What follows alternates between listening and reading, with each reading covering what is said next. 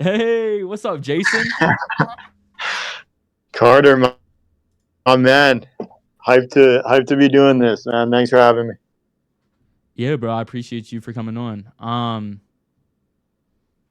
Man, Jason, it's been a minute since we talked too. I missed you, bro. Um, I feel like the last time we really talked was small Jasons. We'll get into that though. We'll talk about that a little bit. Bro, small Jasons was a The banger. throwback. We gotta bring it back. We gotta bring it back. I was actually trying to get a small Jason shirt before this podcast, but no one or nowhere around here would get it. So or like do it quick. So it's all good. It's all good. I got some extras for when we meet in person. I Oh got yeah, you. for sure. We'll talk about IRL events too in a little bit. I need to go to my first IRL event. I need to. That's So nice. we'll see. We'll see. So Jason, who are you, bro? If someone came up to you on the street and said, "Who is Jason?" Who are you, bro?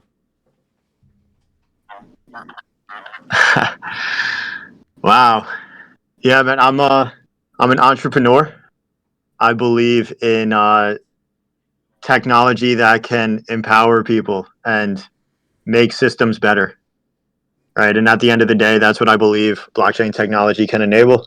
Um, yeah, I'm a deep believer in doing things the right way, forming deep relationships, and working to build special things and grow in the process.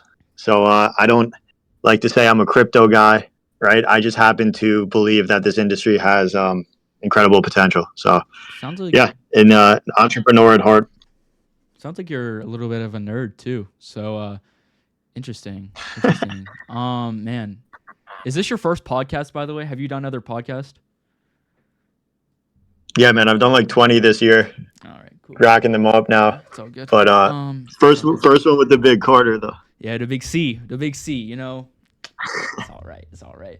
This will be the biggest one you're on, though. I'm gonna be honest. This will be the biggest one. Just watching the next couple of years. So, Jason, before Web3, you're talking about entrepreneur. What was your background? Did you go to college for anything? What were you like in high school? Yeah. In high school, I was a multi-sport athlete. Always juggling a lot of different things. Always trying new things. So very curious. Always very curious. Never kind of just locked into one path. Pretty good student.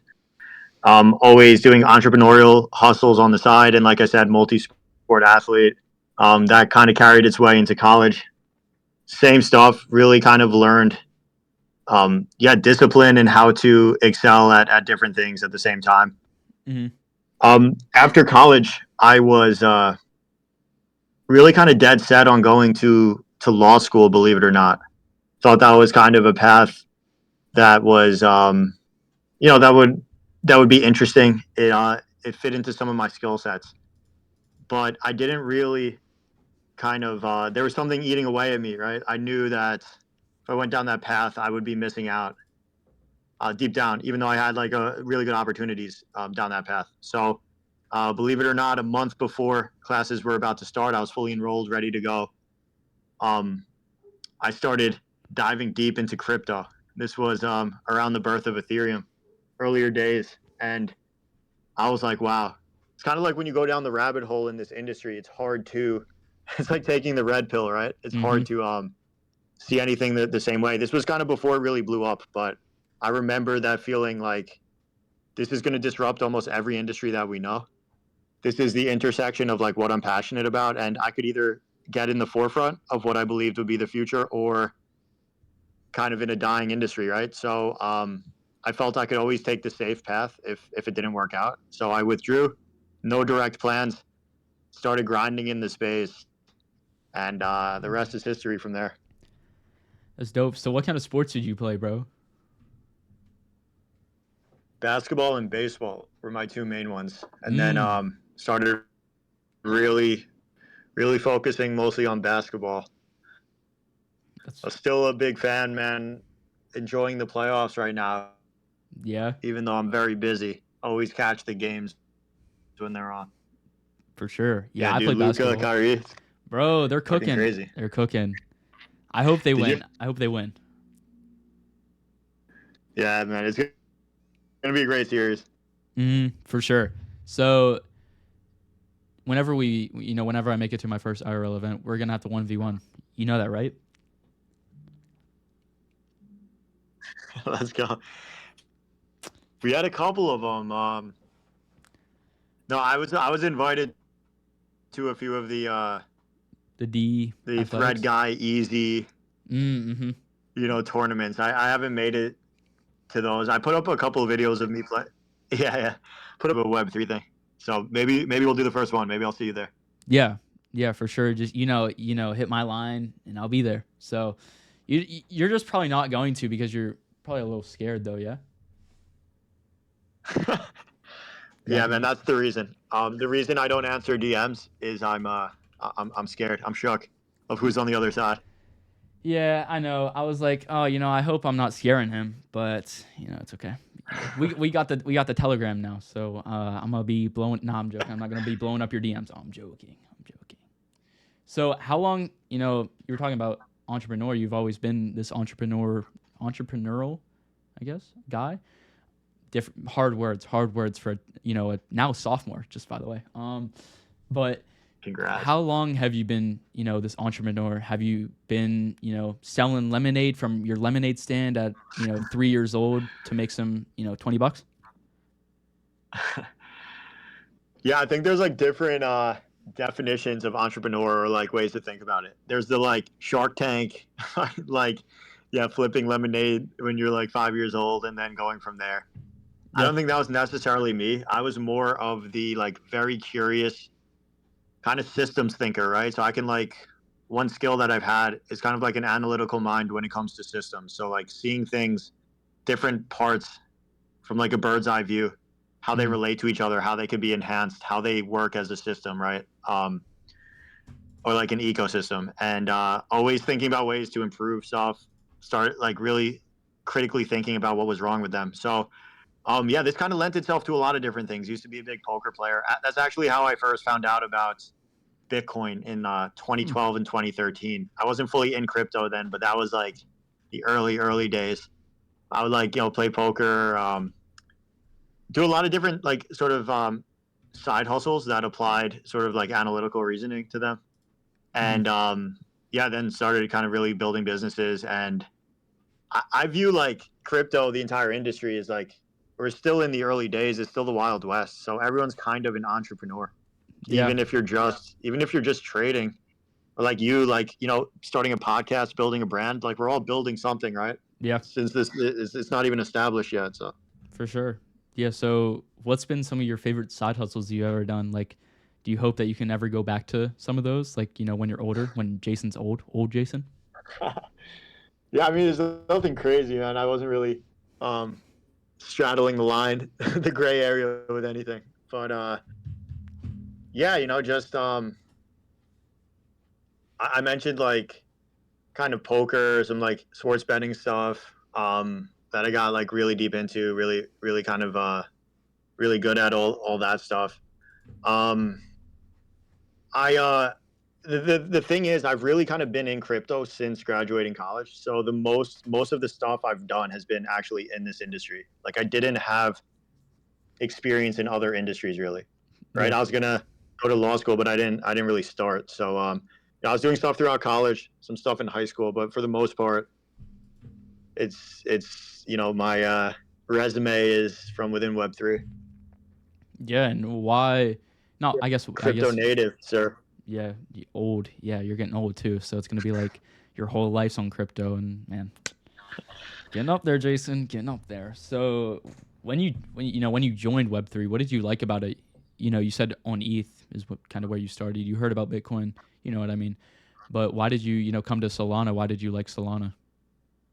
Yeah, well, I mean, when I started, there wasn't any alt L1s. It was the like birth of ETH. So ETH was before that. It was really just Bitcoin. I mean, there were some random other coins, but it was mostly just Bitcoin. And then Ethereum gave rise to smart contracts, right? And that's what led to this explosion of other L1s. Hmm. And I always approach. Obviously, there's the trading aspect, right, which I do, but I've always really like been a builder in the space, and it's been amazing to see its progression. It's come a very long way since those early days. But I was always toying at the edge, like starting with ETH. In the early days, I think one of the first big projects I worked on was doing liquid democracy, right, or delegative democracy. It became known as Democracy Earth, and it was about like e-voting, the future of voting on the blockchain, so it's not corruptible. That kind of led itself to a lot of work with the United Nations on how we could use this technology to really like improve like not only like third world countries, but just systems in general. So like transparently tracking social impact investments and charitable donations, banking the unbanked, cross-border payments, all those things we worked on. Helped build out the first zero knowledge proof on Ethereum, stuff like this.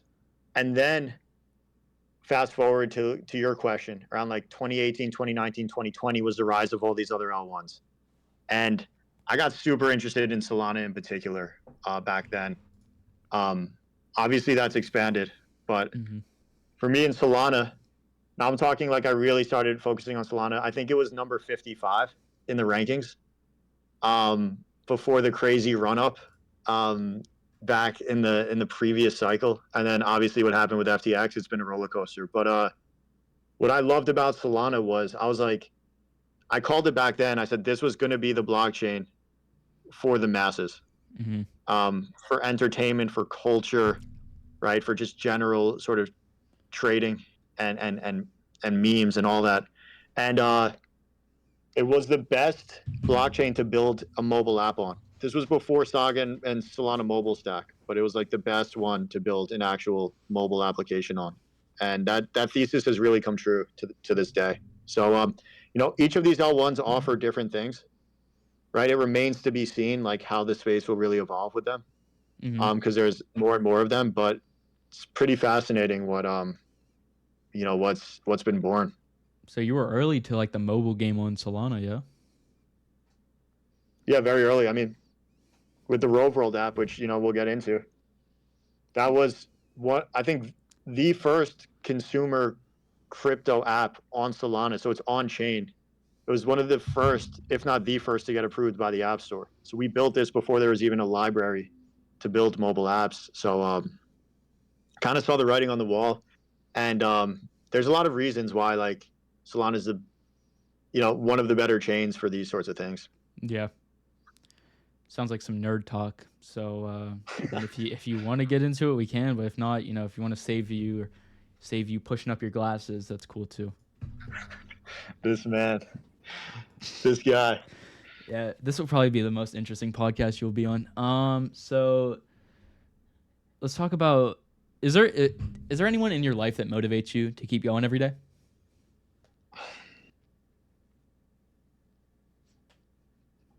I don't know if it's I wouldn't say it's an individual. I have a lot of faith. I don't know if it's an individual. It's a lot of like pushing for self-improvement and growth, and just like a relentless drive to like kind of like keep growing and reaching my full potential, whatever that means. So it's more, I'd say, internally driven versus externally like looking up to anyone at this point. Do you okay? Yeah, I guess we could talk about that. Do you believe that like you have not I guess a purpose, but do you have a purpose? Do you have a set thing in life? Like, are you religious? Do you think that there is a path for you that you should follow? Yes. Yeah, I do. I think and I don't think like we're put here to just build like a huge business, right? Or just amass a lot of wealth. I think we're put here to, like I said, kind of realize our full potential. It's cliche, but make others' lives better, right? It's really about the impact that you have on people, and as that's why like the entrepreneurial grind, it's really more about like self growth and exploration more than about the business itself. As you grow as a person, the business naturally grows. As you get more clear and the vision gets more clear, everything kind of gets more clear around you. And then you see the impact you can have on others, not just by talking, right? A lot of people just talk, but mostly by actions, right? Is how you really kind of lead. So I do think like I was kind of a born leader in a lot of ways, and still figuring out what that end path is for me. But finding just the growth that I'm having is pretty rapid, especially like this space kind of brings it out of you. Like it's Web3 is unlike anything else, man. Yeah, it's To be rapidly honest. changing, so it's hard Yeah. for sure. So the time that you do have outside of Web3, what is that like? What's your Web2 life looking like? Do you just go play basketball every day? What's your routine looking like? I don't have much of a work-life balance anymore. I mean, I kind of love this stuff, right? I love what I'm working on, so it brings me enjoyment, like the people I get to connect with, the things I get to do. I mean, like I just feel I'm in a very fortunate position with what I get to work on every day. Like the cutting edge of like social networks and the financialization of crypto, 365, 24/7 global assets, empowering individuals, right? Creating these ecosystems of like social consensus and distribution is like really kind of fascinating. And being able to kind of work with some of the brightest minds, learn from some of the brightest minds, and like shape that future. It's like I don't really want to be doing anything else. So like, yeah, obviously, like I'll watch a basketball game here and there. I love food. I'm a foodie. Love Ooh, traveling, but ooh, most of the time at this point, man, I'm just working on the different ventures. ooh, food and travel. Also, yeah, when you meet Carter, it's pretty cool. It's like a bright spot in your day. So, oh, we can talk about food and travel for a minute. What's been your favorite place you've ever traveled? Oh man, been to a few places. I was actually in Bali for 6 months back in 2019. So I was like literally living in Bali. So Incredible place. rich. Um, so out east and I want to make it back. I want to go back out there to like want to hit like Japan and all that. But Bali was something different. Like the energy out there, the way of life. Um, Another place you kind of learn a lot about yourself. So I really kind of have I have a spot in my heart for Bali. But I would say overall, I love Europe, specifically like I love Portugal, man. I really like it there, Hmm. and going to be spending more time in Europe. And then in terms of food, oh man, don't get me started. It's tough. Oh, okay. So So many.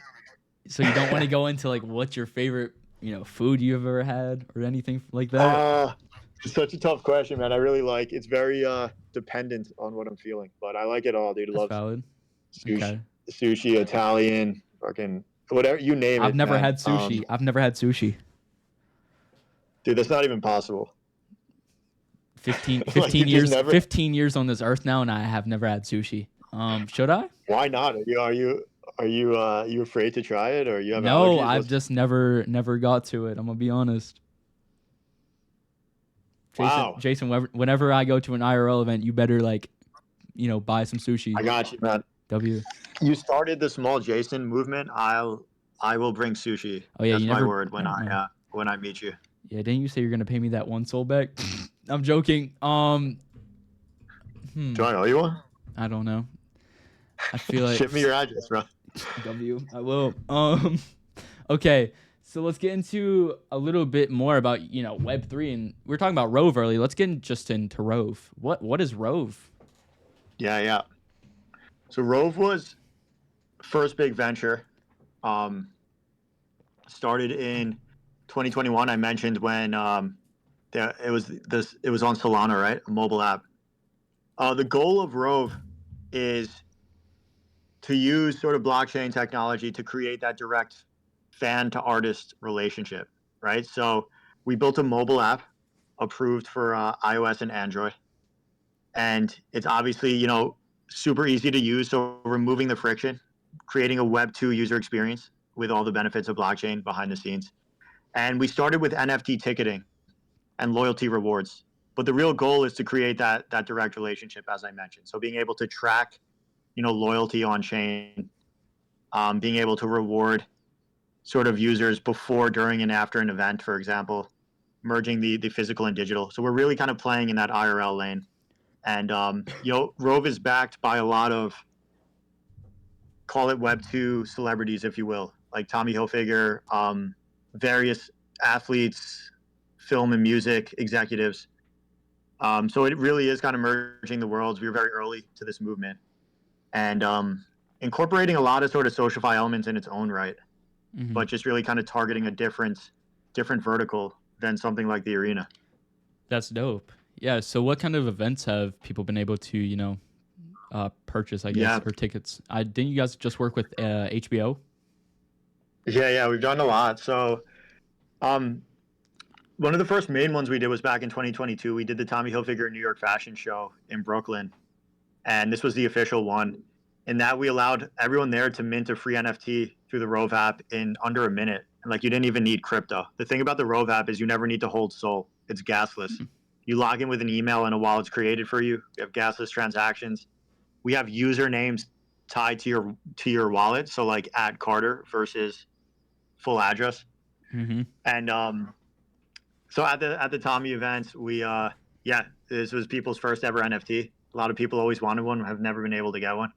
And what we're able to do is we still have, all those people have their NFTs, the Tommy's first ever NFT in their wallet, and now he can target these fans on an ongoing basis. Whenever he's doing another Web3 drop or another, give them VIP access to a fashion show, etc. Really establishing that pipeline. That was one of the first main ones we did, and then FTX hit, and it became very hard to focus on Web2 at that time. No Mm-hmm. brands or sort of celebs wanted to touch the space, especially not Solana. It's considered the Sam chain, Yeah. and The that poor. at that point we made a really hard pivot into Web3 events to keep growing our app and user base even during those tough times. So from that point forward, um, and we did a few other music concerts as well. One in Dominican Republic, one in London, one in California. But we really kind of doubled down in the Solana ecosystem. So we did like some of the main events, multiple sort of Solana events. We did Monkey DAO events, Claynosaurs. Um, we did pretty much you name it, Magic Eden, right? A bunch of Rove dinners throughout the country. We did Hello Moon events in London.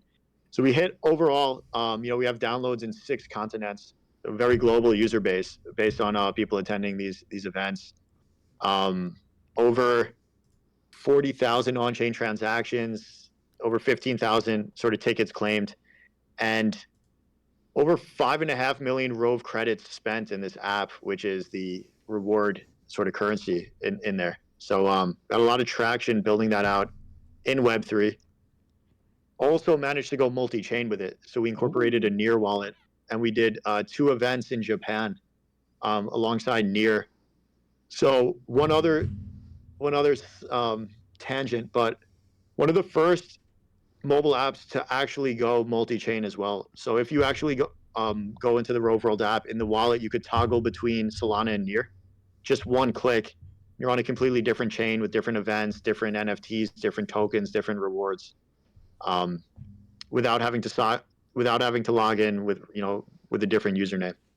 So a lot of innovation there, and that sort of kind of paved the way for this focus on these consumer friendly products, these mobile apps that could onboard Web2. That's dope. So you're talking about Rove points too. What can people buy with Rove points or Rove credits? Right, Rove credits. Yeah, Rove credits. So you could earn the Rove credits by staking some of our the early sort of collectibles, and with Rove credits, you the main thing right now that can be purchased is access to the events. So we did Solana Summerfest last year in Nashville in partnership with Solana Foundation. Huge turnout, and we gave out over $200,000 worth of prizes. And the people who kind of earned Rove credits or bought in the app were able to go at a discount or for free. This year coming up, we have Solana Summer Camp in Pennsylvania. It's going to be crazy. That's where I And live. that, yo, you better. Like two. No, it's literally 2 hours. But Did you snag a ticket no, for that? I would need You two. should. I would need two. Okay, we could talk after, but look in the app. You get them with Rove credits. But yeah, right now, like they're really giving you access. They are going to evolve into a lot of something with a lot more utility and value coming up. But that's been the main use case so far. It's like access and loyalty rewards, and the goal is that that becomes the interoperable sort of reward system for this whole platform. With all the brand deals we have coming up, a lot we have with V2. Dope. Dope. Yeah. So what's a Rove medallion? Yeah, so that was a artifact for the OGs. So yeah, I think we minted those right after FTX. So in the I think Solana was $11, but that was for our earliest supporters, and the Rove medallions were able to be staked in the app, right? And there Mhm. were three different tiers based on rarity, right? There was travelers, explorers, and pathfinders, and that was the order of rarity. And the more rare, the more Rove credits you earn. And so, for example, like people who have been staking from the beginning, like have been able to go to multiple events for free. So they've probably gotten, I'd say, over $3,000 worth of events for staking this you know these medallions. They also got to Mhm. participate in various giveaways, like with like Mad Lads, Claynosaurs, Utes, all of these sorts of things. So prizes, access, and going forward, these will always be the OGs of this ecosystem. So they're going to get a lot of um, rewards, and like I said, credits will be evolving into to something more. So um, yeah, gonna think these will be in very high demand as we keep rolling out like their purpose more and more. For sure. Yeah, medallions. They're free right now too. They're free. So get yours. Yeah. Get yours now. Get yours now. So Solana Summerfest. Let's talk that a little bit. What is that? What are people missing out if they don't go? So yeah, so Solana Summer Fest was last year. Solana Summer Camp is this Solana year. Summer So Camp. Solana yeah, Summer so let Camp. me. So I'll give you guys kind of the vision of how we're approaching this. And Solana Summerfest last year was really spearheaded by Amy, the one and only Amy Street. Solana Summer Camp this year is really being spearheaded by Phil on the team. And the approach with these is like early on, like we kind of recognized the potential of Solana to have an incredible sort of community and ecosystem before it became obvious, which it is now. And but one of the things that was missing was like really a way for it had like an incredible group of builders and then an incredible community. And you know this better than anyone, Carter. But Mm-hmm. like there wasn't really that connection between the two. So the goal of Solana Summerfest and Solana Summer Camp was to create a place where it wasn't like Hacker House, where it's like all these sorts of like talks and panels Mm-hmm. and this networky type feel, but it's a place for people to really kind of vibe and form deep connections with each other, but also showcase everything that's being built at the same time in a very organic way. So, like for Solana Summerfest, it was in Nashville last year, and there was like an amazing race throughout the whole city, making use of actual Solana products, right? So it was like the first time you use these to navigate through a city. Different prizes given out. We were giving away like sagas and like crazy stuff from within the ecosystem. And the feedback we got from that was like, first off, we if you there was a thread on like the metrics from that, like Mm-hmm. tons of on-chain transactions, tons of Solana products used. It was really merging the physical and digital, like an IRL event, but using all this Web3 technology. But then besides that, it was like people were like, "Yo, this is one of the sickest events I've been to. Really kind of amazing. Like I formed such deep connections, right? And it really was like it was such a vibe, and people kind of really enjoyed it. So we're running it back this year. This year it's more of a summer camp feel. Mm-hmm. Amazing location in Pennsylvania. It's beautiful. We have some crazy sponsors lined up. Magic Eden, who sponsored last year as well, getting Solana Foundation again. Some of the major NFT communities are, and there's going to be different activations from these projects. Um, NFT communities will have their own cabins, right? And just kind of like there will be some talks and some panels, but just overall like really great times, activities, festivities, all of that. So Mm-hmm. that's coming up August 15th to 17th, and yeah, it's going to be if we ran it last year during the depths of the bear, it should be should be up only Should be this year crazy, with bro. all that Solana's grown. For sure. Man, so it's gonna be real fun. It's gonna be real fun. Man, what are the It'll cabins be like? summer. Is it gonna be It'll be summer for you, dude. So you better be there. Yeah, I'll be out of school still. So we'll see. We'll see. I gotta convince my brother to go, and then gotta spend, gotta make some money to get a ticket or get the tickets. You feel me? So we'll see. We'll see. Okay. We'll see. We'll see. That actually sounds dope, though. I saw the video. The video that you guys posted was dope. The Yeah, it's marketing fun, video. man. We have a lot of fun people coming. You probably saw them in the video. Yeah, So it's gonna I be saw Schaefer. That's my boy. Schaefer's my boy. yeah, Schaefer, So dude, all the staples in the community. Everyone who can come. There's like going to be a shuttle bus to take people from New York to PA. It's going to be good, man. It's going to be fun. yeah, that would be dope. That would be dope. That would be And a the dope. tickets themselves, really quick, the tickets themselves are actual NFTs. Um, you could get they're on solanasummercamp.rsvp, but it's actually making use of our technology. So really quick, because there is some innovation here, right? So in a few clicks, you just put in your email address. You buy with either Stripe or with crypto. Mm-hmm. Solana, you could even buy with Solana meme coins.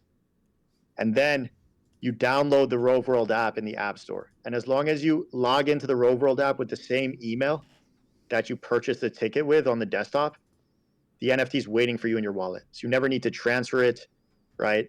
And then it's in there. And we'll be able to identify who went and when they bought and be able to reward these people ongoing. So Hmm. it's really showcasing the power of this technology. That would be a dope first event to go to. Isn't there basketball too? I heard there's a basketball event There during may summer be, camp. man. You might have to lace up. No, I'm actually still getting confirmation on if that's a part of it, but if there is, you better. Bro, if I make it there, I'll bring the shoes. I'll bring the whole bag and everything. Fingers crossed we can make it there. Fingers crossed. So, are you part of Go Knots? Yes. So Gogonaut is a NFT. It's a 404 collection, a project launched by Rove. Although it has its own brand and its own team sort of running it, right? But Mm-hmm. it is a product of Rove, ties directly into the ecosystem, and it's going to be a big launch. Really excited to get that out into the world. When are they launching? Or is that to So be announced? we are launching the week of June 17th, and we have a really crazy new mint mechanic. We're the first ones to mint this way, so it's going to start a new meta, we think. Plus, it's a 404. Plus, it ties directly into the Rove ecosystem. So there's a lot kind of there. Should be an exciting mint. Yeah, looking forward to it. Bro, it sounds wild. You want to give a little sneak peek on the mint? What kind of new mint is it? All right. Um, we haven't revealed it yet. I don't know how many people tune into this, but I'm not going to leak the full alpha, but I will.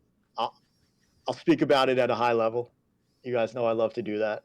But it's a it's going to be a raffle where a certain amount of the people can win a Gogonaut, but no one can lose. Everyone can win. Okay, either a Gogonaut or something else. I'll put it that way. So um, it should be pretty cool. Should change the way mints are done. I think a lot of people are going to do it this way after we do it. Clip it, Chad. W. So we like getting alpha out of Jason. So where do you see 404s in the next, few years? How about that? Where do you see them in the next few years? I think 404s are super interesting, man. I think this is a natural, logical progression of the space or evolution in my mind. So you see the powerful social and cultural movements of what NFTs were in 2021, right? Mm-hmm. Where it brought in this new wave of creators, artists, this new form of digital identity. But unfortunately, what was one of the shortcomings? There was no liquidity for these things, and people wanted to trade them. So besides a very few collections that really retained a lot of demand and value. Almost everything went to zero, right? Yeah. So this cycle that switched up to meme coins. Incredible movement around meme coins, pretty much like monetizing the attention economy. It really is social fi at its core, but it lacks that sort of digital identity feel and sometimes that community feel. Hmm. And you'll see like meme coins will then go a lot of the more popular meme coins will then decide to like launch an NFT collection to bring that camaraderie there. Well, the concept of combining these into one asset is sort of fascinating to me. It's the best of all worlds, right? So you can have the digital identity and community on the NFT side. If you need liquidity, right, you could swap to a token. It also allows for you to expand the IP. So like let's say the Gogonauts collection is 5,555, Hmm. but there could be way more token holders than that. So they could still be part of this journey, even if they don't own one whole Gogonaut. So it expands like your user base and it allows for fractional ownership. So like imagine like, you're not at the level to like afford a Mad Lad, but you really want to be part of the community, right? And you could just snag a bit of you want exposure and you could snag a bit of the token, Hmm. right? And stuff that fractional ownership. So like it's super interesting. It also allows you to like earn yield, right, on the NFT and like give a reason to really hold these. Um, and then there's game theory on like when to arb these and like when to be in the token and when to be in the NFT. So I think they're fascinating. I think meme coins and NFTs are super powerful in their own right. That's why I've already incorporated both into the arena with like arena badges for NFTs and then meme coin tipping on Hmm. that side. And then it's like 404s are like, okay, this is this makes sense in terms of where the space is headed. So I still think it's early. Obviously, there's been some rugs. People don't really know how to use it yet, but super powerful. For sure. So what's the Go Knots token going to be called? Yeah, the GoGo Knots token is going to be called Knots, Nauts, and that would be the ecosystem token there. Yeah, it's going to be gamified. Should be fun. For sure. First of all, I just want to say I love the art. That the art is probably the top 404 art in my opinion. No glaze, no glaze, guys. I was just, It's strong art, man. Giving full props to Amy. She really kind of spearheaded that. It honestly it brings that like Doodles vibe to Solana, which no one's really been able to capture. And most people tried to catch the 404 meta and just push out some like, some bullshit. yeah. But this is actually like we've been working on the art for extremely long, and it kind of shows in the quality. The one of ones are sick also. So yeah, I hope you snag a couple, man. Yeah, I actually just had Steph on the pod last week. If you haven't already, go to the YouTube and watch that. Up now, actually. So yeah, she was talking about the art and how they were working on that for a good little bit. So that was super cool to hear about. Her and Perm, Yeah, yeah, her and Perm, her and Perm. the power couple. For real, bro. They're like peanut butter and jelly. It's a banger duo. It's a banger Two duo. two amazing people. She was actually telling us about how you hired her on the spot. How was it like hiring Steph? So I've become more and more a believer in hiring from within the community. It's something I'm doing more and more. And I think it filters out for the right things. Obviously, when you're building a company, you need specialists that are hard to find necessarily out of community members. Mm-hmm. But you do find some gems from within the community because they already understand the project. They believe in the vision. And a lot of them show great qualities before they're even hired. So I'm becoming a bigger believer in that. And Steph was one of the examples early on in the early days of Rove, where we had Perm. I had Perm. Perm's been with Rove since the early days. He was one of the earliest employees, and he really grew a lot with this. Whereas very few people are still here from those days, and Perm is. Yeah. Just as it gets bigger, we've had to evolve. But I had no idea that Perm and Steph were in a relationship, and Steph just became like such a big community member. Like she would be in the Discord every day. She'd be like commenting on every tweet. She'd be showing up to spaces. We were kind of like, yo, who is this? And then we needed a illustrator, and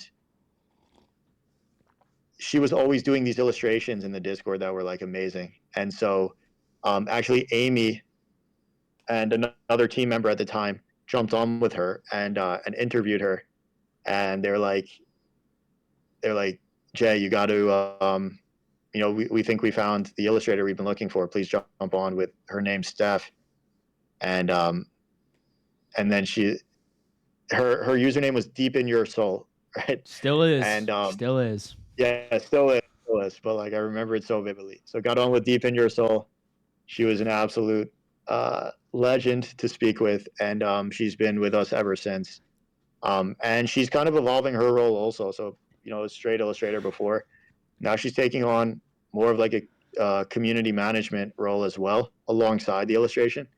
And she's really spearheading that with Gogonauts, and the community loves her. So it's been amazing to see her and Perm's growth with this. For sure. Yeah, Deep in Your Soul is a banger. She was actually just talking about switching it last week, but I was like, no, you have to keep it because it's a banger. Also, Yeah, you that can't means switch that. yeah, no, you can't. That was also that's awesome. That was awesome. Oh man, okay. Let's get on to the arena. How about that? Let's talk about arena now. Where did you start the arena, or how did you get involved with the arena? Yeah, so like a lot of my work with Rove was obviously around the concept of consumer applications, mobile first, tokenized ecosystem, rewarding users, forming direct connections. All of this was like a natural evolution. I know I keep saying that but that's been my journey in this space. Like things just evolve into other things. That's everyone's journey, right? Because it's a growing space. So that was a natural evolution into SocialFi. Mhm. And I found the SocialFi movement, the early SocialFi movement, fascinating because I was working on elements of that for a while, and I had this thesis that mobile apps would be the main driver, the main catalyst to onboard the masses for a while, and that was like the first time we were kind of seeing it with SocialFi. So I became a big user of this. There's the early friend tech craze in 2020, in August of 2023, right?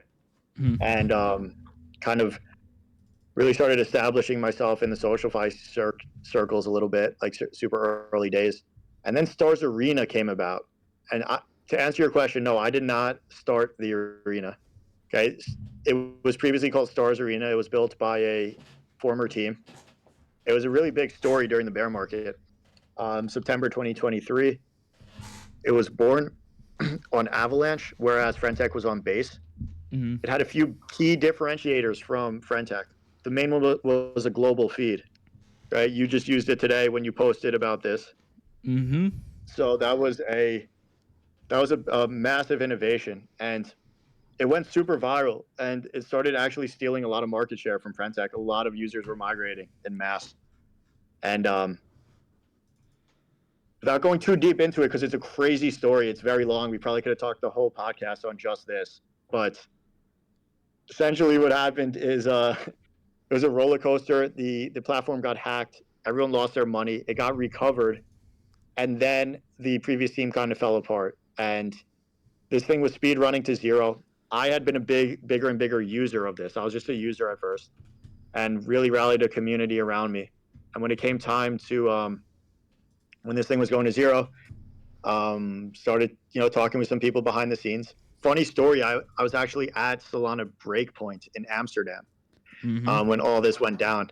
I was there to talk about Rove, and I ended up staying all 4 days in my hotel, putting together an epic deal.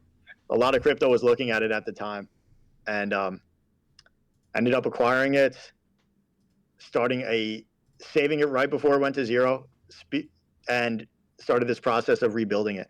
Got it to where it's at today, which is the number 2 SocialFi app in the entire industry, um, and a lot of big releases coming up. So it's been a crazy journey the last I guess 7 months now. But I remember Closing in on eight months. I remember I was on a a space with Amy, and she was like, "Yeah, Jason's been in his hotel room just in the in the lab for like the last 4 days now because he's cooking up the arena." I was like, "Oh yeah, that's Jason." I feel like you're pretty known for just being in the basement and cooking. How do you feel about that? I mean, man, you gotta put in the work, man, and especially in this industry, it's 24/7, 365. That's why um, a lot of people want to found a project. I don't think they fully know what goes into it in this space before they do it. So I do go through these epic phases where like I kind of I'll lock myself in the room, man, and straight cook, Yep. and I'll come out and you'll see like a lot of things happen in a very short period of time, and then there'll be other times where it takes where it's a more sort of steady build, and then these like crazy sprints. So it's kind of how I operate. That was one of those. it, was, it Yeah. was one for the ages, but yeah, I was definitely locked up at that time. Yeah, I was happy to see you come out the basement. So, when you were announced as the new founder of, the arena, how hard did how do you even say it? Like, what do you even call it on the arena? Ticket. Ticket? Okay. How hard did how hard did your ticket pump? Holy cow. How hard did your ticket pump? Very hard. It there's actually rumors of that I was gonna step in before it happened, and bro, it was so crazy, man, because people had like real money on this thing, and they would buy my ticket, and there was like speculation, but I couldn't say anything about it because I was under like crazy NDAs, and it was a very sensitive deal. There's like a lot of stuff involved, so people would be like every day, like there was these messages I couldn't answer. They'd be like, Jason, like give us updates, like what's happening. No one really knew, and like the fate of this whole thing rested on like if the deal fell through, the show was going to zero. Everyone was losing everything, and if not, like it was coming back. So it was very polarized. And then as it got closer, I think in like one of the last days of Amsterdam, word started spreading when we were about to word like I think some stuff leaked that we were about to sign the deal, and Mm-hmm. my ticket went from like I don't know like 15 or 20 AVAX to like 75. It was like crazy. It was Jesus. like a crazy pump, and yeah, man, it was and then like everyone, it was definitely making the rounds in crypto at that time. Like everyone was like asking me to jump on their spaces and talk about it. It's kind of a big deal, but I was actually glad to get that hype and euphoria phase out of the way because it's not sustainable. Yeah. And then you get into the people start looking to the next thing, and it gives you the time to like actually like we needed to really kind of clean this thing up and build a solid foundation. So it takes time, and I didn't want to have this like unsustainable hype every step of the way. Like we would have never gotten to where we are now. So who's the highest ticket on Stars Arena right now? Or the arena, not Stars Arena. Lol. Um, Who's the highest ticket? I think it's me, or I didn't check today. Maybe it's always either like me or Kaleo, Crypto Kaleo. Oh, hold on, I got you. Um, he might have, he might be a Oh, little higher than me right yep. now. You're number I don't two, know. Jason. You got to get that back. He's beating you by zero.7 AVAX. Oh man. Kaleo is No, that's tough. good, dude. I have such a different mentality now as yeah, Kaleo's great. He's a big supporter of the platform. He's a good man, but yeah, I have such a different perspective now as the CEO versus like when I was a user. Like I Mm, don't, you know, my motivation is not to be the not for my ticket to go up necessarily, right? It's to build the best platform possible. But it is fun, man. It does have that like that element of like um, identity and status, right? Like what is my ticket valued at? yeah, People love that stuff. yeah, for sure. So how do people on the arena make money? Well, it's perfect for guys like yourself. The arena is known for up and coming content creators. It gives them a platform to get known and to monetize. So we're onboarding bigger and bigger people. We just got Imogen Heap. She's before your time, but a major musician, Who? 1.5 million followers on Twitter. She joined a couple days ago. But what makes the arena different from other SocialFi apps is like if you look at something like FriendTech, or at least the V1 of FriendTech, it was completely gated, right? So that what that means is you log on and you could buy people's keys, right? Which is like you buy like them directly, a share of them directly, Mm-hmm. and that can go up or down. It has a bonding curve, something called a bonding curve. So the price can go up and down. It's super liquid. You could cash out or buy in at any time, unlike an NFT where you need someone on the other side. And but like the issue with something like Frentech is that it's gated. So you can't interact with anyone until you buy their key. So what does this favor, right? This favors people who are already known because there's nothing to base a user off of besides their existing popularity. Mm-hmm. So the top accounts are people who are like influencers or like famous, right? Or like known well. Something like the arena, we combined this element of like the social token with a global feed like Twitter. What this allows for is you could still buy people's tickets and get access to a private room and support them, but you could also but anyone can post for free.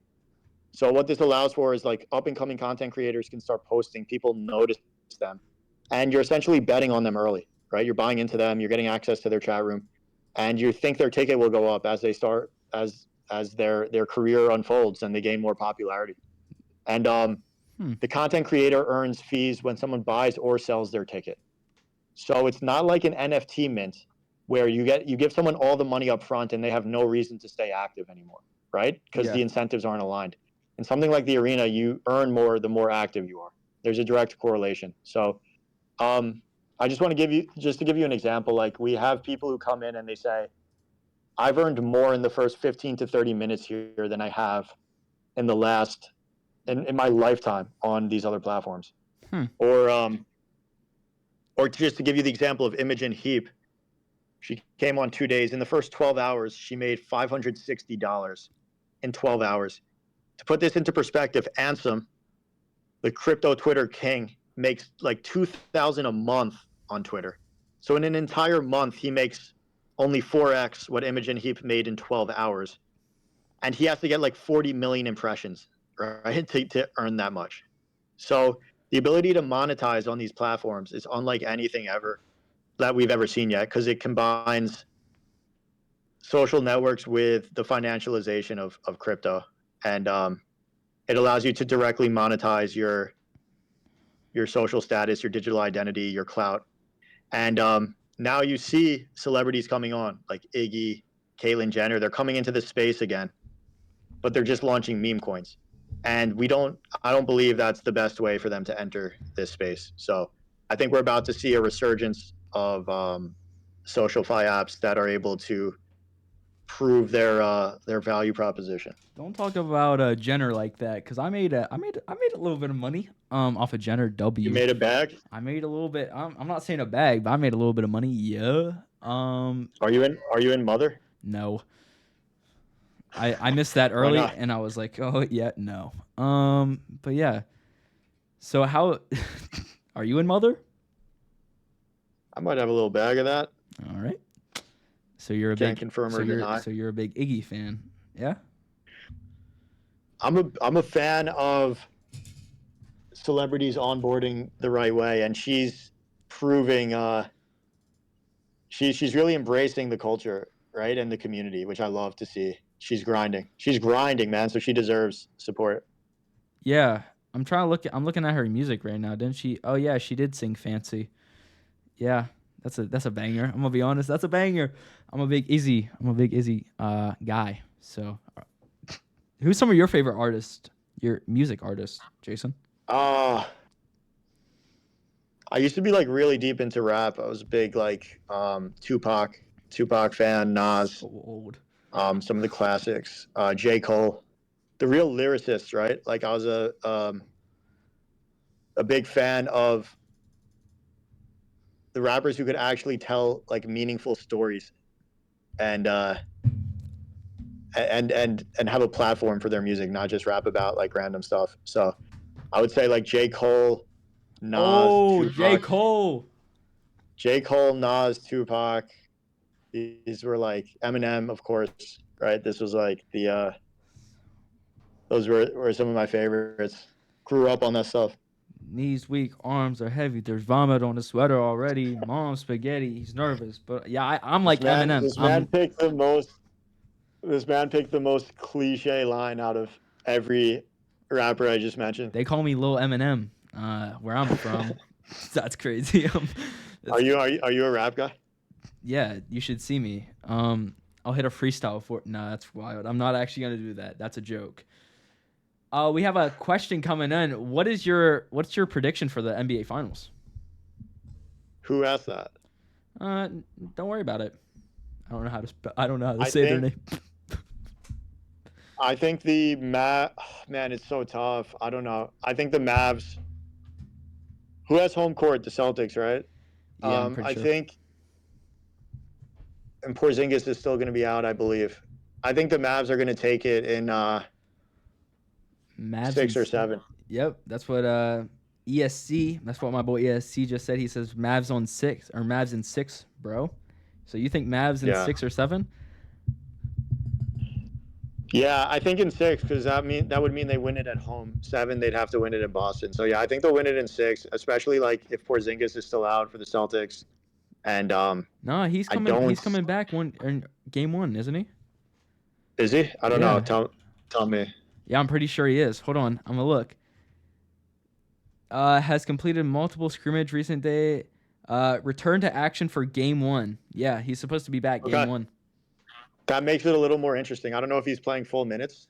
If he was out, I don't think they'd have the firepower.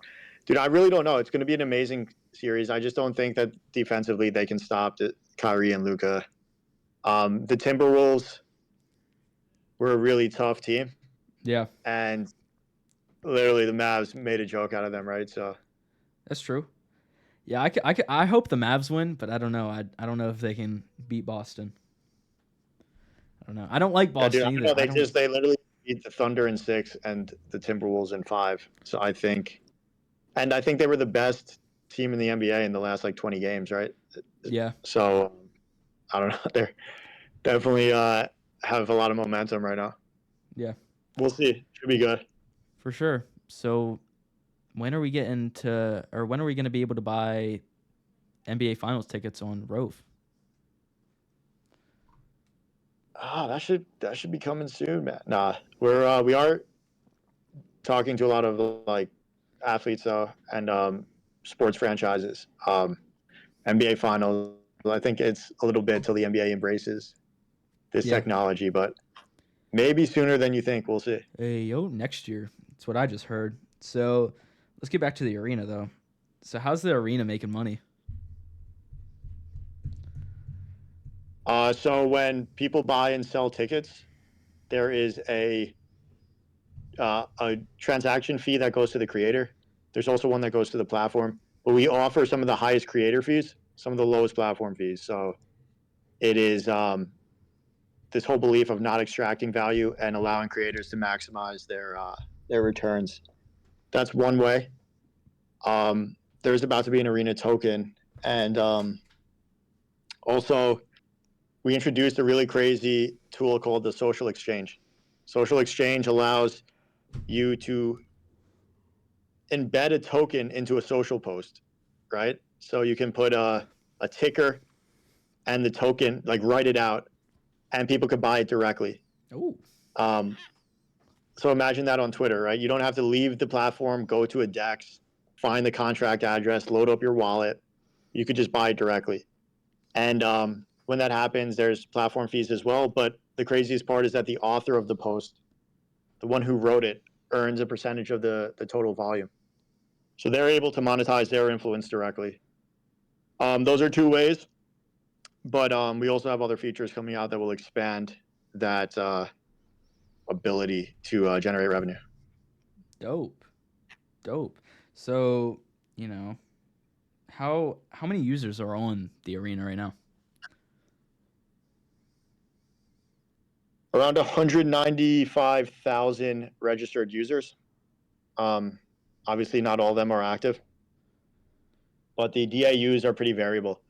But we're seeing a ton of growth right now, actually. A lot of big accounts coming back. So, yeah, man. I mean, almost every other SocialFi app or social app is on a downtrend. and we are hitting our highest numbers yet from both engagement and and financial metrics. The arena on top. Come on now. The arena on top. So, oh, yeah. I got asked to ask you this question last week. Might be someone that works for you. When are we getting small Jason badges on the arena? Was that you who asked? No, it wasn't me. It was someone, though. Someone that works for you. I don't work for you, Jason. Are you going to offer me a job? Is that what you're telling me? But no, I don't work for you yet. Small Jason That's crazy. badges. Yeah, that's what I got Wow. asked to ask. Should we do it? Yeah, we should. What? What a movement that was, man. That was the. Let's that talk was, about that that. was- Let's talk about that. Small Jason, bro. What's small Jason? What? Oh my. That was fun times. That was fun times. That was fun times. That was little voice crack. That was like what, 2 years? No, not 2 years. I'm wild, and that's like 6 months ago. Probably 8 months. No, it was longer than that because it was Really? before Hold on. the whole arena thing. It was probably like that's a year true. ago. Yeah, hold on. The account August 2023. Okay, so Yeah. 10 months ago. Jeez. Holy cow, it's been that long. Man. That's crazy. Do you know that there's Pickle Jason now? There's Santa Jason, there's Unicorn Jason, there's Big Jason, there's Really? Yeah, you've missed a lot, bro. These are all of me. Yeah. Where are these on Magic Eden? No, not yet. Do you want us? Actually, we've been talking about launching a collection or a coin with you, or for you, I guess. But Is there any meme coin? Is there any meme coins of me? No, not yet. We're gonna make it though. Me, Steph, Perm, and Amy. We're actually cooking that up right now. It's gonna be Pickle Jason, two small Jason coin, Pickle Jason coin. It's gonna be like the whole Jason multiverse. Oh man, so yeah, guys, Small Jason's was one of the first cults around me. We threw up the fist. No, I just had people reduced my profile picture down to a miniature version. They called it Small Jason. They started rocking this, bringing it everywhere. Absolutely bombarding spaces. Some of the biggest spaces they would take over. They would all get on the stage at the same time. Yep. And it was a pretty viral movement. I think some people from the top projects joined. We had like I was gonna say some of your favorite people on the timeline joined Small Jason at one time. So yeah. We had Jakey, Small Jason. We had Ryder, Small Jason. We had. Hold on, I'm looking at verified followers. We had Cardboard. We had me. We had AC. We had Bad Brothers. We had Jason as Small Jason at one time. I'm pretty sure. Sunny, Small Jason. Yep. Man, bro, that was a crazy time. Yeah, so that went viral, and then got a follow. Like then the arena saga started. That had its own following. So I still have some Small Jason shirts. Never brought them out. Maybe I'll bring them to summer camp. You actually have them? Like you actually bought them? I got them. Got them shipped to me. Bro, what? I didn't even know that. That's dope. Yeah, I got a lot of merch sent to me. I got some swag from Near Foundation, and then Avalanche sending stuff. The Small Jasons. Bro, I got it all. I need to come to summer camp and just get one. I literally need to come to summer camp just for that. You gotta come. Okay, I need to make some money, I guess, Jason. I need to make some money, I guess. So. Well, I'll pay you back the one soul. I didn't realize that I owed you that, so that'll get you. I think I was looking back in our DMs and it just got brought up, so I thought I would bring it up and laugh about it. But bro, if you don't want to pay me, I don't care, bro. I don't need it. Actually, yes, I do. I'm poor. What are you talking about? I'm poor. Badges. Wait, what are badges actually? Who has a badge on Stars Arena? Are you reading comments or you're just No, I'm like going off the top of my head right now. Oh, okay. I thought someone was asking. Badges, man. Badges are one of the innovations we brought early on to the arena. So this started with I'm a big believer in loyalty, right? And we had a group during our darkest times, right? It wasn't always smooth sailing with the arena. There was very dark times after the takeover, and there was a core group that stayed really kind of loyal and helped rebuild this when almost everyone else left. And they put their trust in me and the process, right? And I wanted to reward these people, so I called them the OGs, the original gladiators, and gave 292 of them badges, OG badges, the swords, right? The gladiator swords. Mm-hmm. Now, in order for us to define who would qualify for this, we used like on-chain metrics. So we were able to determine who had been the most active, who still had like a portfolio value, so not just who dumped everything and left. And so based on-chain identity, we were able to target a specific group of users, give them a badge on a social platform, like the Twitter blue check mark that signified something. Now, what happened with this? Well, all of a sudden, this group started to be targeted for like some of the biggest airdrops and like projects that were launching. Why? Why did this happen? Well, because these people signified like diamond handers that believed in the arena, believed in Avalanche. It signaled character traits just based on like who these were. So people were like, "Oh, I want to get these guys on my whitelist, or I want to get them in my community." Mm-hmm. At the peak, right? Obviously, prices came down from the peak, but at the peak, between all the airdrops and opportunities, OGs earned around $40,000. Okay, crazy amounts. Yeah, and this really proved out a model for us of this like like distribution channels, digital identity. So we extended this, and we were like, we should apply this to NFT communities. So we started giving out badges to some of the top multi-chain NFT communities. So Arena's on Avalanche, but we hit DeGods, Sappy Seals from ETH. We hit the top Avalanche NFTs, Dokio, Steady, right? These guys. Mm-hmm. Um, we just gave out a badge for diamond handers, people who held their meme coins staked for all of Trader Joe's meme coin rush. The small Joes, all these different things we gave badges to, these really exclusive communities, and they got hit with airdrops. And just imagine what this could become if you zoom out, right? Because I always like to zoom out and systems think. What this could become when brands start onboarding. Imagine a future where a brand can identify their most loyal customers on chain Mm-hmm. and then distribute and reward them with different products, different access opportunities, etc. Super powerful. Those were badges. Since we rolled that out, a lot of people, other platforms have adopted those, but we got the OGs, and it also we create groups for people who have badges, like chat rooms, Mm-hmm. where they can really kind of build that out further.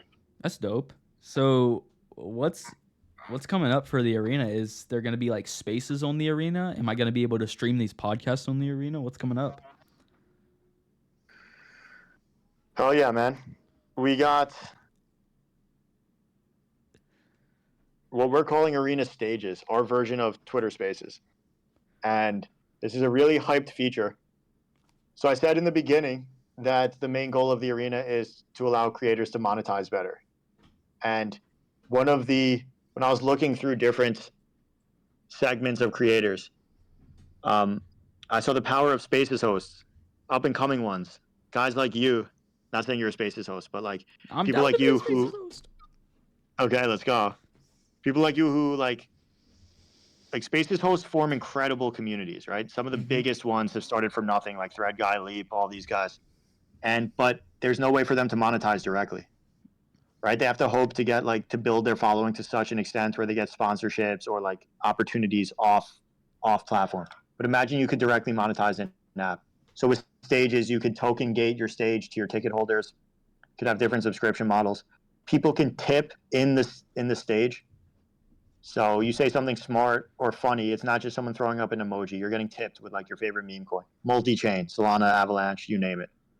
A lot of crazy features. People are kind of fed up with Spaces and some of the stuff Elon's doing. He's now Mm-hmm. making us pay for to do the shit we want rather than people getting paid. So pretty much since we've announced this, we're getting almost everyone in the Avalanche ecosystem wants to go exclusive in stages. And now we're like onboarding some crazy hosts to get ready for this feature to roll out. W. So I would be making a lot of money because I'm so funny. Yeah.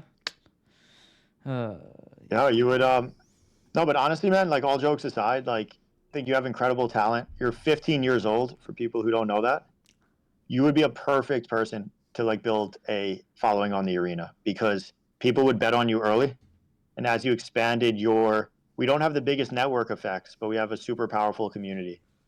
And as you kind of built your platform out across different apps, like people would see that, right? And so I think like it's perfect for an up and coming content creator like yourself.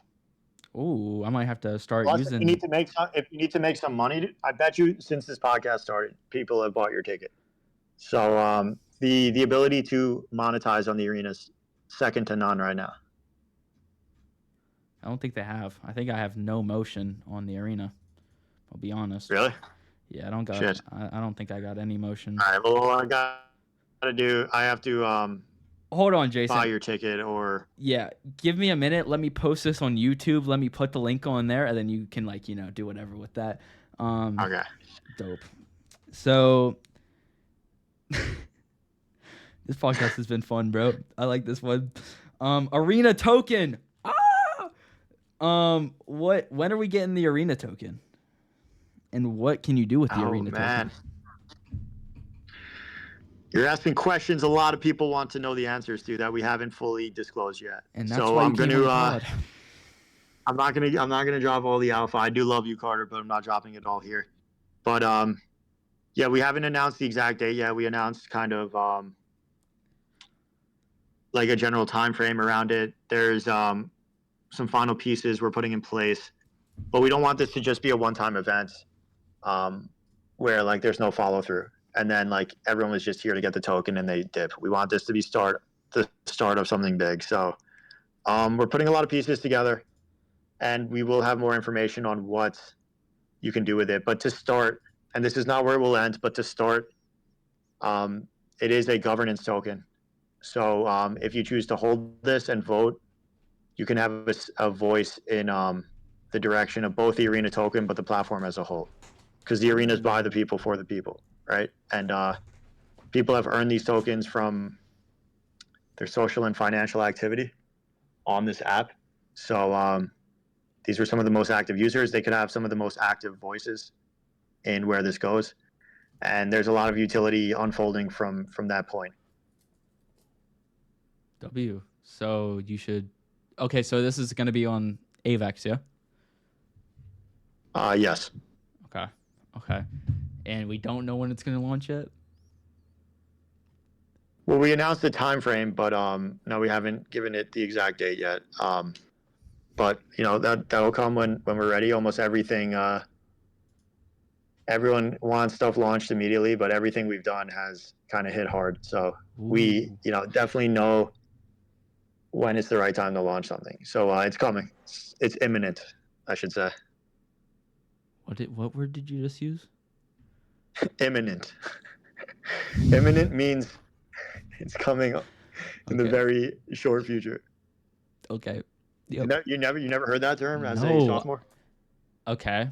I guess you haven't started studying for the SATs yet, but you'll learn. Yeah, You'll I'm learn. not even a sophomore yet. I'm actually a freshman. I haven't started sophomore year yet. It makes it look a little bit better.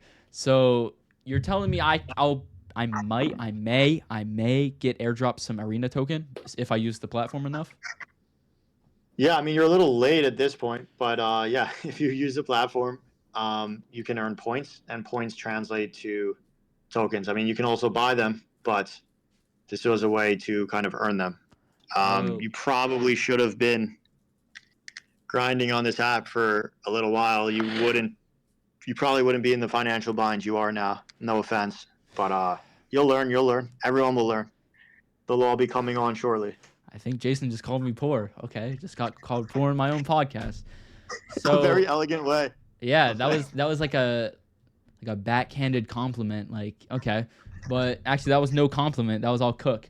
But I have 304 points right now. Let's go. Yeah, that's probably gonna be like what $3. You'll do all right, bro. You'll do it. You'll do all right. Okay, W. My global rank right now 6,080 or 8. Hold on. I can't read numbers. Give me a second. I've been out of school for 2 days. 6,894. There's no way that's your global rank with 340 points. That's Really? That's what I'm reading. It's not 68,000. It's 6,800. 6,894. Okay, interesting. All right, so you're still active, more active than a lot of people. Then there must have been more. You were active more recently, right? No, I don't think so. I posted two When was your times. last post? Posted 2 times today, and then before that it was May 23rd, and before that it was May 15th, and then before that it was So like within 12. It was like December. yeah, but so May, yeah. So it's been a couple of weeks. You made a bunch of posts. Yeah, so more recently. Okay. Yeah, man. So like you can still earn points if you get active. Dang, I got no But motion. regardless of the points, you can look at what people are earning on this thing. Yeah. Ooh, what's a refund claim form? What is this? Yeah, that doesn't apply to you. Oh, all right. I told you that there were hacks before we took over, So that's where you okay. and we actually have been, even though it wasn't on us, we managed to recoup money and refund some of the victims, but they had to fill out a form and prove what happened. Oh, so I couldn't just cook you guys for money? Okay. I'm I mean, you could joking. try, but I'm like we would joking. just I would never. no one would ever give you anything. Dang. Okay, man. My bad. Okay. You guys have a referral program. I love referral links. How does that work? Yeah, pretty straightforward. For every person you bring on who enters the arena through your link, they earn 1% of. Sorry, you earn 1% of their total transaction volume on this app, right? So if you bring on a power user, someone who uses this app a lot, you'll get 1% in perpetuity because you brought them on, and that's an AVAX. So you'll see other SocialFi apps used points, right? They just gave out more points. No one knew what those even were for referrals. We give out straight cash. So, like I said, some of the lowest platform fees, the highest creator fees out of all these apps, and a referral program that gives cash for who you bring on. Pretty appealing. So I gotta start, cooking up on that. Okay. Cook up on it, man. Use the app, shield the ref link, and Oh, I could show this to everyone at school. That's what I've been doing with Drip and now my Acid Dash referral link. Use code dude, Carter. you bring all those high schoolers on. Would love it. I mean, man, like honestly, like imagine a way to constantly make money for your content, or you guys don't have to work your summer jobs. You can grind the arena. Honestly, people have chosen. People make their livelihood on this app. I'm not kidding you. Yeah, I don't have a summer job. I have this. Your friends do though, right? Yeah, they do. But yeah, and they ask me how I make money. I'm like, I don't really know. But I'll give them the sauce. I'll give them the sauce of the arena. The arena. Nice. But who's being interviewed right now? This is Jason Desimone. He's pretty cool. He's built some cool things like Rove, the arena, Go Knots right now. So yeah, he's cooking. Okay, I got 3 more questions for you, and then you can go, Jason. I know it's probably almost your bedtime. It's almost 8 o'clock. The 15-year-old is. Yeah. See, you've been cooking me recently. I got to get back, So no, you're good. You're good. Where do you see the arena in 5 years?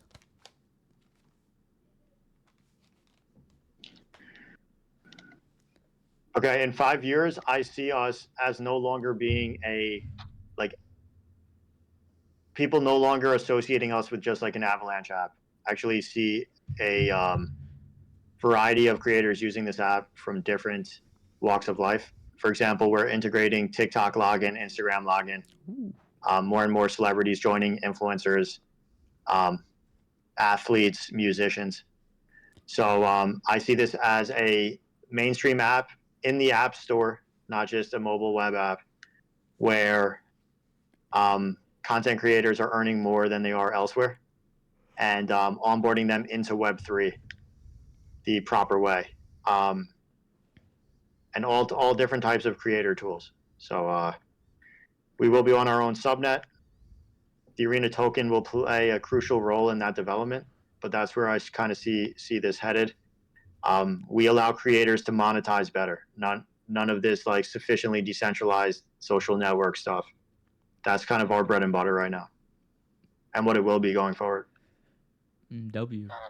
Okay, I want to talk about you talking at different events. You were talking about how you went to Breakpoint to talk about Rove. How is it talking at some events? Oh man, it's great. Done a lot of podcasts at this point, interviews, spoken at a lot of different things, and yeah, it's great. I love this ecosystem. I love this industry, and I want to give back as much as possible. So for me, I like to showcase what's being built, connect with educate people, and so it's great, man. I love doing it, and yeah, not sure if what part of that you were specifically referring to, but yeah, I enjoy it in general. Yeah, I was just asking, like, are you pretty good at that stuff, or is it something that scares you? Oh yeah, definitely not anything that kind of scares me, but I like doing it. Think I'm pretty good at it. So, What's the UN activation? uh, what are you referring to? I don't know. I just got told last week to ask you about your speech at the UN activation. Oh, okay. So we did. So just this month on the Rove side, or last month, I should say, we did an HBO side event at Coachella, where people were able to put in a code and claim a commemorative NFT in the app, which will then give them ongoing perks. But we also did UN Earth Day, um, and we were featured in Times Square.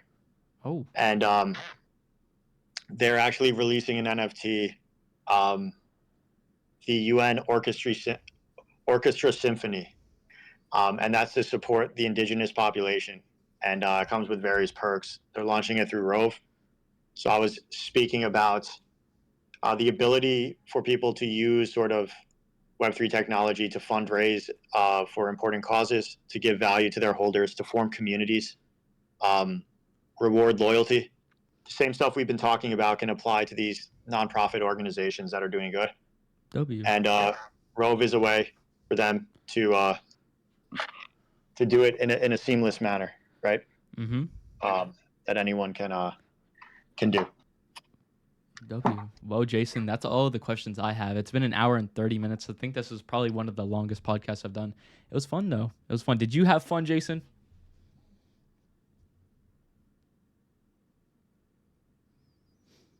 Oh, he's muted. I was like, wow, that's really anticlimactic. But oh, he left. Oh, hey, Jason. Hey man, I lost connection there. I couldn't hear what the question Oh, was. all Sorry. good. I said I got no more questions. The only question I have was it fun, Jason? Was this podcast fun? Carter, this was amazing, man. I'm not honest. I'm not just saying that.